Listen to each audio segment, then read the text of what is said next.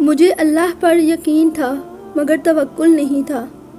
سنبھلنا میرے لیے کبھی بھی ایک رات کا قصہ نہیں تھا۔ نہ جانے کتنی دفعہ میرا یقین توڑ کر اللہ نے مجھے خود پر یقین کرنا سکھایا۔ بے شمار نیند سے خالی راتوں کے بعد پرسکون نیند عطا کی۔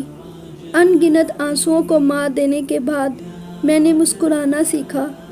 آج اگر میرے ارد گرد رونقیں ہیں تو میں نے وہ وقت بھی دیکھا ہے جب میرے پاس نہ کوئی دوست تھا، نہ کوئی ایسا شخص جو چند بول بول کر مجھے بہلاتا یا مجھے سنتا۔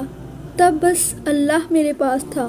جب سب نے مل کر گرایا تب جو ایک ہاتھ میری جانب بڑھا تھا وہ اللہ کا ہاتھ تھا۔ اللہ نے مجھے صبر کرنا سکھایا۔ اللہ نے مجھے محبت کرنی سکھائی۔ اللہ نے مجھے سجدہ کرنا سکھایا۔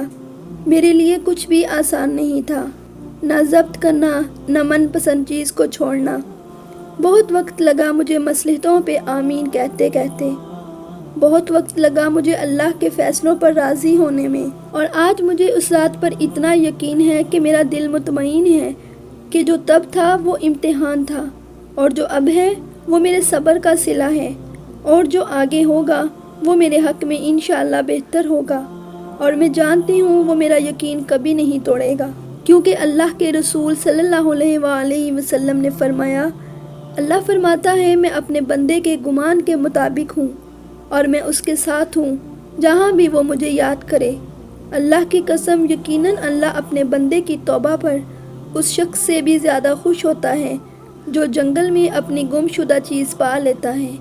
جو ایک بالشت میرے قریب آتا ہے میں ایک ہاتھ اس کے قریب آتا ہوں، اور جو ایک ہاتھ میرے قریب آتا ہے تو میں 2 ہاتھ اس کے قریب آتا ہوں، اور جب وہ میری طرف چلتا ہوا آتا ہے میں اس کی طرف دوڑتا ہوا آتا ہوں۔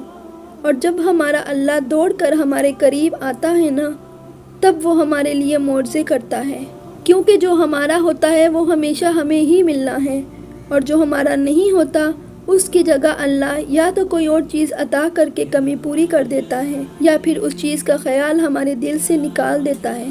مگر ایسا تب ہوتا ہے جب ہم اللہ کے فیصلوں پہ یقین رکھتے ہیں، جب ہم خود کو یہ سمجھا لیتے ہیں کہ اللہ ہمیشہ ہمیں بہتر چیز سے نوازتا ہے۔ میں جانتی ہوں یہ اتنا آسان نہیں ہوتا، کیونکہ میرے لیے بھی کبھی یہ سب آسان نہیں تھا، مگر میں یہ بھی جانتی ہوں کہ اس کے بعد آسانیاں ہی ہوتی ہیں۔ اللہ کے لیے کچھ بھی ناممکن نہیں، مگر اللہ ہمیں کبھی تکلیف میں نہیں دیکھ سکتا۔